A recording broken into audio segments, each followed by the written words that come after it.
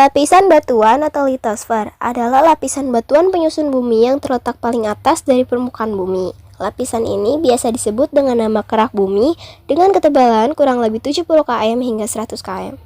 Kerak bumi berwujud lempeng-lempeng yang sangat kaku.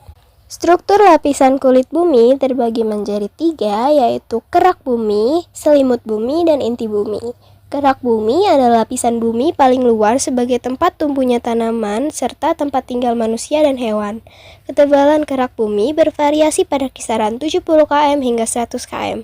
Lapisan ini kaya akan unsur hara dan beberapa unsur logam. Nah, kerak bumi juga memiliki lapisan tanah yang terbagi menjadi 5, yaitu lapisan organik, merupakan tempat turunannya materi biomasa menjadi unsur-unsur abiotik. Lapisan ini kaya akan humus dan unsur hara. Yang kedua adalah lapisan tanah atas atau topsoil, merupakan lapisan tanah dengan warna terang. Warna terang tersebut karena materi pada zona ini mengalami aluviasi dan pencucian oleh air yang meresap. Lalu yang ketiga lapisan tanah tengah atau subsoil, merupakan lapisan yang lebih gelap dari lapisan atasnya, karena pada lapisan ini materi aluviasi dari atas akan terakumulasi. Lalu yang keempat lapisan batuan induk atau parent material, merupakan lapisan yang terdiri atas batuan-batuan mudah lapuk, tetapi sangat sulit ditembus air dan akar. Warna pada lapisan ini terang dan bervariasi, ada yang putih, abu-abu, atau merah. Lalu yang kelima adalah lapisan batuan dasar atau bedrock, merupakan batuan induk yang tidak mudah lapuk. Kalau di lapisan ini sampai ke bawahnya, itu udah nggak ada aktivitas kehidupan lagi. Lalu, struktur lapisan kulit bumi yang kedua, yaitu selimut bumi, merupakan lapisan bumi di bawah kerak bumi yang terdiri atas material cair. Lapisan inilah yang menyebabkan terjadinya pergerakan lempeng kerak bumi akibat gaya konveksi dari energi panas bumi. Lapisan dari selimut bumi terbagi menjadi 2, yaitu selimut luar atau astenosfer, merupakan lapisan di bawah litosfer pada kedalaman kurang lebih 100 km hingga 400 km. Formasi magma akan terbentuk pada lapisan ini dengan suhu mendekati 1300 derajat Celcius. Yang kedua yaitu selimut dalam, merupakan lapisan di bawah astenosfer dengan kedalaman hingga 2900 km. Komposisi selimut dalam banyak didominasi oleh campuran besi dan batuan basal.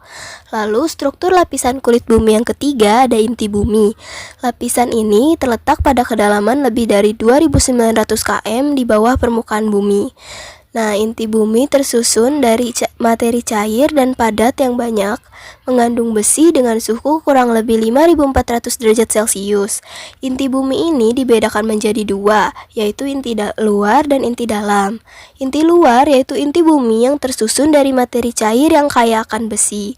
Nah, kalau inti dalam yaitu inti dalam bumi yang tersusun dari materi padat. Meskipun inti bumi bersuhu sangat panas, tetapi material besi pada inti bumi bagian dalam tidak berwujud cair, karena tekanan yang berada dalam bumi semakin dalam akan semakin meningkat. Peningkatan tekanan tersebut memengaruhi titik lebur pada sebuah zat. Oleh karena itu, meskipun material pada besi di inti bumi bersuhu sangat tinggi, tetapi lapisan ini tetap berwujud padat. Batuan penyusun litosfer. Secara umum, batuan di bumi dibedakan menjadi 3 jenis, yaitu batuan beku, batuan sedimen, dan batuan malihan atau metamorfik. Nah, batuan beku atau igneous rock yaitu batuan yang terbentuk dari proses pembekuan magma cair. Batuan ini dibedakan menjadi 3, yaitu batuan beku dalam atau plutonik, yang kedua batuan beku korok atau porfiritik, dan yang ketiga adalah batuan beku luar atau vulkanik. Batuan beku dalam terbentuk dari magma yang membentuk jauh di bawah permukaan bumi. Nah, kalau batuan beku korok yaitu batuan yang beku yang terbentuk dari pembekuan magma saat dikepundan. Nah, batuan beku luar yaitu batuan beku yang terbentuk di atas permukaan bumi. Nah, batuan sedimen atau sedimentary rock merupakan batuan yang terbentuk akibat proses pengendapan material hasil erosi. Batuan ini juga dibedakan menjadi 3, yaitu batuan sedimen klasik, adalah batuan sedimen yang memiliki sifat kimia sama dengan batuan pada asalnya. Dan yang kedua, batuan sedimen kimiawi, yaitu batuan yang terbentuk dari proses kimia pada batuan. Dan yang ketiga, batuan sedimen organik, yaitu batuan yang terbentuk karena pengendapan sebagian material sisa organisme seperti daun, ranting, atau bangkai hewan terendapkan dan tertimbun di dasar laut. Dan yang ketiga atau yang terakhir ada batuan malihan atau metamorfik, yang disebut juga metamorphic rock, merupakan batuan yang berasal dari batuan beku ataupun batuan sedimen. Proses alam berupa pengaruh suhu dan tekanan yang besar menyebabkan batuan di dalam perut bumi mengalami perubahan struktur kimia sehingga fisiknya berubah. Jenis batuan malihan digolongkan menjadi 3. Yang pertama, batuan metamorfik termik, yaitu jenis batuan yang terbentuk karena pengaruh kenaikan suhu. Contohnya, batu marmer atau pualam. Yang kedua, ada batuan metamorfik dinamik, yaitu batuan yang terbentuk karena pengaruh tekanan yang tinggi. Tekanan tersebut biasanya berasal dari tenaga tektonik, contohnya batu sabak.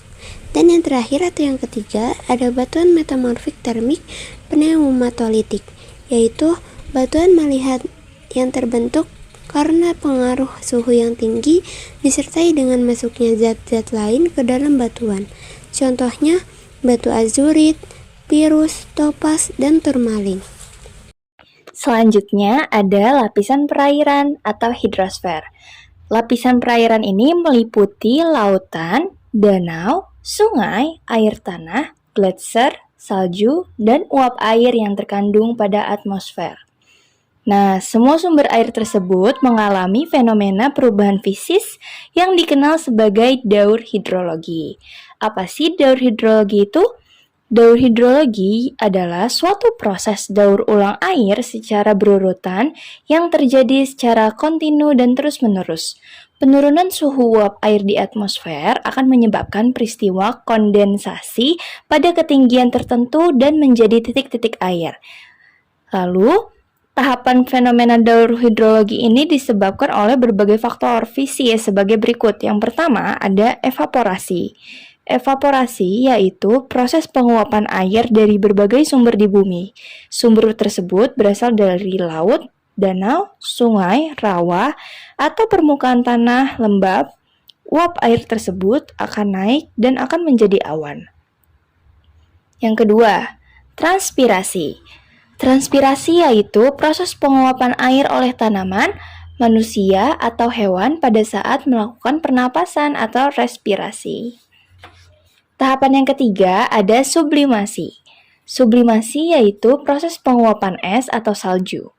Proses sublimasi atau es atau salju ini tanpa didahului dengan proses pencairan. Yang keempat ada intersepsi, yaitu penguapan yang terjadi pada air hujan yang tertahan pada tubuh tanaman. Yang kelima ada kondensasi, yaitu perubahan fase uap menjadi titik-titik air yang berkumpul menjadi awan. Yang keenam ada adveksi. Adveksi ini adalah pergerakan butiran air dalam bentuk awan dari satu tempat ke tempat lain secara horizontal yang disebabkan oleh angin. Yang ketujuh ada presipitasi, yaitu jatuhnya air ke permukaan bumi dari kumpulan-kumpulan awan akibat awan mengalami kejenuhan. Bentuk presipitasi dapat berupa jatuhnya air hujan, hujan es, atau turunnya salju. Yang kedelapan, ada runoff. Runoff adalah mengalirnya air hujan di permukaan bumi yang berasal dari tempat tinggi ke tempat yang lebih rendah. Yang kesembilan, ada perlokasi. Perlokasi ini adalah proses perembesan air hujan dari permukaan ke dalam tanah melalui pori-pori tanah yang longgar. Perlokasi sangat berperan dalam ketercukupan kesediaan air tanah. Nah, fase tersebut berulang berkali-kali. Perairan darat. Perairan darat meliputi danau dan telaga, rawa, sungai, serta air tanah. Berikut beberapa jenis perairan darat dan karakteristiknya. Yang pertama, danau atau telaga, yaitu perairan darat yang terbentuk dari kumpulan air tawar dalam ukuran besar. Kumpulan air ini menempati sebuah cekungan di daratan dengan tepian berkontur curam. Secara alamiah, danau terbentuk dari proses vulkanik ataupun tektonik. Danau vulkanik merupakan cekungan akibat peninggalan aktivitas vulkanik seperti letusan gunung berapi yang terisi air hingga membentuk danau. Contoh danau vulkanik yaitu Danau Toba, Danau Tiga Warna, dan Telaga Sarangan. Danau tektonik merupakan cekungan akibat pergeseran lempeng kerak bumi di daerah petahan yang terisi air hingga membentuk danau. Contoh danau tektonik yaitu Danau Poso di Sulawesi Tengah dan Danau Mulawi di Afrika Timur. Yang kedua, waduk, yaitu bendungan untuk menahan aliran air dalam jumlah yang besar. Yang ketiga, embung, yaitu bangunan buatan artifisial berbentuk cekung yang memiliki tujuan menampung kelebihan air hujan yang digunakan sebagai persediaan air saat musim kering tiba. Embung dapat dibangun baik di aliran sungai maupun tempat lainnya, dengan ukuran yang lebih kecil dari waduk. Yang keempat, rawa, yaitu genangan air dalam ukuran luas yang terbentuk secara alami karena drainase air yang terhambat. Fisik rawa dapat berupa kubangan lumpur atau genangan air dangkal dan berlumpur. Kedalaman rawa umumnya kurang dari 6 meter. Yang kelima, sungai. Sungai merupakan jalur aliran air yang membentang dari daratan tinggi hingga ke laut. Sungai terbentuk secara alami oleh proses alam. Air yang mengalir di daratan mengikis permukaan tanah yang lama-kelamaan semakin lebar hingga terbentuklah sungai. Badan sungai terbagi menjadi 3, yaitu sebagai berikut. Yang pertama, hulu sungai, yaitu awal permulaan aliran sungai. Pada umumnya, hulu sungai berada di pegunungan dengan arus sungai yang deras dan daya kikis erosi yang kuat. Pengikisan pada sungai terjadi secara vertikal dan horizontal. Pengikisan vertikal akan menyebabkan sungai semakin dalam, sedangkan pengikisan horizontal akan menyebabkan sungai semakin lebar. Yang kedua, bagian tengah sungai, yaitu bagian sungai yang umumnya terletak di daerah dengan kemiringan yang landai dan cenderung datar. Arus air di badan sungai tidak terlalu deras dan sering dijadikan sebagai sarana transportasi. Pengikisan umumnya terjadi pada bagian tepi sungai secara horizontal dan sedikit endapan sedimen hasil erosi dari hulu di dasar sungai. Meander atau kelokan-kelokan sungai merupakan salah satu ciri-ciri fenomena yang terbentuk di sungai bagian ini. Yang ketiga, hilir sungai atau muara sungai merupakan perjalanan akhir air dari sungai. Muara sungai ada yang terbentuk di laut atau di danau, bergantung arah aliran air. Pada muara sungai umumnya terbentuk sedimen yang sangat tinggi sehingga menjadi delta sungai. Yang keenam, air tanah, yaitu segala bentuk aliran air yang mengalir di bawah permukaan tanah. Pada umumnya air tanah terjadi dari resapan air hujan karena gaya gravitasi bumi, struktur lapisan tanah, dan perbedaan kelembapan tanah. Air tanah yang ada di bawah permukaan bumi dibagi menjadi 2, yaitu air tanah freatik dan air tanah artesis. Yang air tanah freatik yaitu air tanah yang tersimpan di kerak bumi di atas lapisan batuan induk kedap air atau paren material. Pemanfaatan air freatik umumnya digunakan masyarakat untuk sumur tradisional. Yang kedua, air tanah artesis, yaitu air tanah yang tersimpan di bawah lapisan batuan induk atau paren material kedap air dan memiliki karakter yang lebih bersih dari air tanah freatik. Pengambilan air tanah artesis harus membuat sumur bor dengan kedalaman antara 30 meter hingga 80 meter, bergantung pada kondisi keberadaan air di tempat tersebut. Pemanfaatan air tanah dalam dapat menyebabkan turunnya permukaan tanah. Oleh sebab itu, permukaan daerah menerapkan izin yang ketat untuk pembuatan sumur bor guna mengantisipasi menurunnya permukaan tanah yang dapat mengakibatkan beberapa bencana seperti banjir. Lautan. Secara umum, laut merupakan kumpulan air asin yang sangat besar dan menghubungkan antar daratan di permukaan bumi. Hampir 70% permukaan bumi merupakan lautan, sehingga laut sangat berperan penting dalam daur hidrologi, daur karbon, daur nitrogen, dan iklim di permukaan bumi.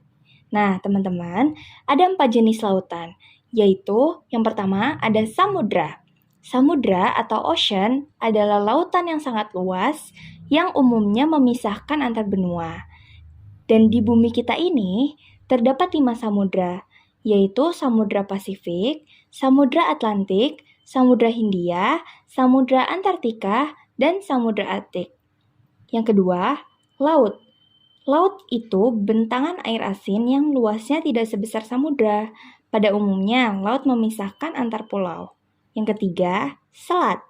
Selat adalah bentangan air asin yang memisahkan antar pulau dalam jarak yang dekat. Sebagai contoh, Selat Sunda yang memisahkan Pulau Jawa dengan Pulau Sumatera, dan Selat Malaka yang memisahkan Pulau Sumatera dengan negara Malaysia. Yang keempat, teluk. Teluk yaitu air laut yang menjorok masuk ke dalam pulau.